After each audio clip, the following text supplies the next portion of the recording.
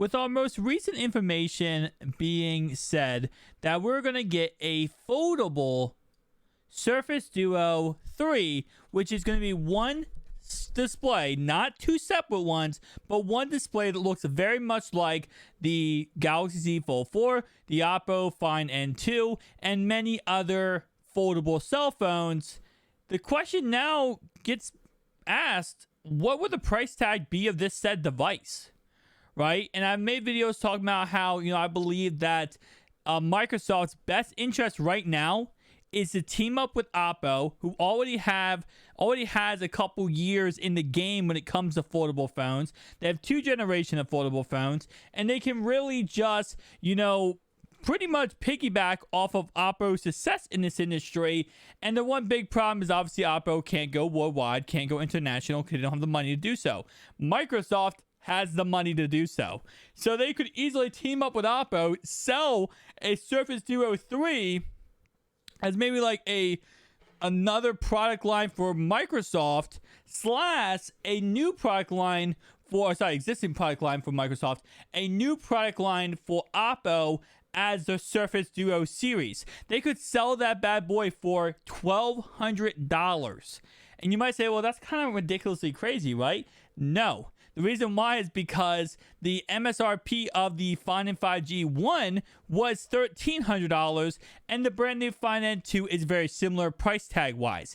$1,300 coming out from a company like Microsoft is going to sell out like hotcakes, especially when you keep in mind that the price tag of this Duo 2 was $1,500 when it launched, up to $1,700 if you got certain models with certain configurations. And then take that consideration with the fact that the Z Fold 4's MSRP is $1,800, $1,900. So this would really just boost Microsoft immensely up. You already have a huge reputation right now with, Oppo being very successful in this industry. The new Find N2 is very loved by the average consumer, and of course, it does have that creaseless display, something that Samsung cannot replicate. Now, would Microsoft take the Oppo Find N2, technically making the Surface Duo 3, and then improve it and enhance it? Possible. And if they did enhance it, would improve it, would they increase the price tag? Most likely, yes. But keep in mind that Oppo is a Chinese company. They're founded and operate in China. And the prices of things are in manufacturing in China a lot cheaper than manufacturing anywhere else. So that might also keep the price tag of the product even lower for that said reason. Now, the only real problem the Oppo Find N2 is it doesn't have wireless charging and it doesn't have waterproofness. It has everything else you want in a cell phone and some. So in a way, what could be is kind of ironically funny, but this actually makes perfect sense. Do you guys remember when there was 3DX or 3DSs, right? And you had 3DS, 3DXL, which of course was the bigger version.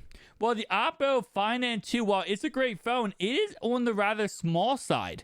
It's more or less like a smaller version of a Surface Duo. So if they did go ahead and do this, obviously Microsoft markets it as a Surface Duo 3, but Oppo could even say that, listen, this is a Find N2 XL, which could work so perfectly fine. And again, would probably MSRP, if that was the case, you could MSRP that thing for $1,400 in China. Over here for Microsoft, they could MSRP that thing for $1,300, maybe $1,200. And now when you start talking about those price tags, that's when you're going to start getting into a more of a a flagship market. When you have those price tags on devices, flagship market is not ridiculous to start talking about, because those are price tags that the average consumer, not the average consumer is going to want to pay that price tag, but the average consumer can afford at least to go in on that price tag. I say the most of the average consumer price tag wise is probably $1,300 at most. That's the most an average consumer will probably spend on a cell phone.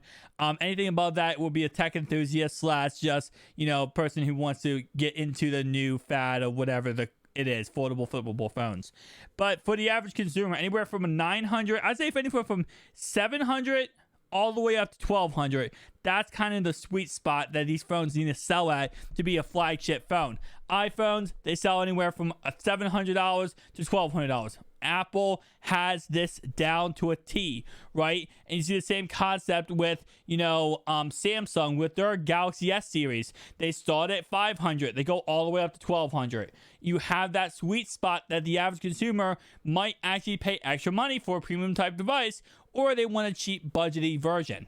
And that's why, again, Microsoft really is dropping the ball here, because now with them releasing a Surface Duo 3, it's all one display, right? It's all one, foldable display. That's another problem on itself, just because this is a first-gen product, so we don't know if it's 100% going to work or be perfect. There might be a year or two that needs to go into perfecting this, why Oppo really could help them out immensely with that. But even if they go in this by themselves, I feel like, in my personal opinion here, I think they need to release more of these products. And what I mean by that is not just like, more Surface Duos. In the aspect of phones, I still think, again, Surface Neo, Microsoft, release it. Give us a Surface Neo. Give us a Surface, and this has already been confirmed at this point, that there at one point was a Surface Duo 2 Wi-Fi only edition. Why is that not being released or talked about? That would be such a perfect phone to put out there for the market. I think a lot of people would love a Surface Duo Wi-Fi only edition. You tried to make the Surface Duo 1 a Xbox Game Pass, right? That was flopped, and you tried to make Xbox Game Pass. Why not make an Xbox Game Pass Surface Duo? What would that... And at the end of the day, you might be, well, what's the point of it? To get the name out there. To get the product out there. It might cost them to make a Wi-Fi only edition, and obviously if they get Wi-Fi only, they're probably not going to need NFC in there, right? You could take out some other things. Samsung has done this idea for so freaking long. They have made so many Galaxy S Fan Edition phones. A Fan Edition is a cheaper version of the initial phone, and it takes out some features, but it adds all the features that fans love about the product. Microsoft, why are you not doing that? Make a Fan Edition of the Surface Duo. This makes more people be able to pick up this phone, as the average consumer can, as a secondary device, try it out, have fun, and then see if they want to go ahead and buy the actual phone as a daily driver. There's so much they could be doing in that aspect range that it's still crazy to me that this is not already a thing that's being done by Microsoft. And again, like I said, maybe they're one day go, oh my god, this is probably a good idea, and we're gonna do that. Maybe this year is the year. Maybe this is the year they actually get their stuff together and they figure that out, right? Which is just so much, I feel like, in my opinion, missed opportunities right now by Microsoft, where they have a product. Obviously, yes, the Surface Duo 1 and 2 have not been looked at as the most successful devices possible. And a lot of that has come down to Microsoft's fault. But they can turn this around this year. And now with them going, away from the traditional 2 screens put together by a hinge method, like the Surface Duo 1 and 2, it's time, and I hate to say this because I know Microsoft is the biggest, I'll say very much egotistical. It's time to put your pride aside and create the best product possible for the consumer, Microsoft. The ball's in your court. And I said that 2 other times on this channel when you released the Surface Duo 1 and 2. And both times you have fumbled the bag. You can't keep fumbling the bag, Microsoft. What do they say, guys? 3 strikes and you're out. Microsoft, you're at 2. Duo 1 and 2. Strike 1, strike 2. Get it right with the 3. I think you guys know what to do. Before I end off this video, though, I want to go ahead and shout out our members of the channel. We recently got a brand new member of the channel. If I can go ahead and pull this up real fast. There we are. We have Labia30, who, of course, MVP, as always.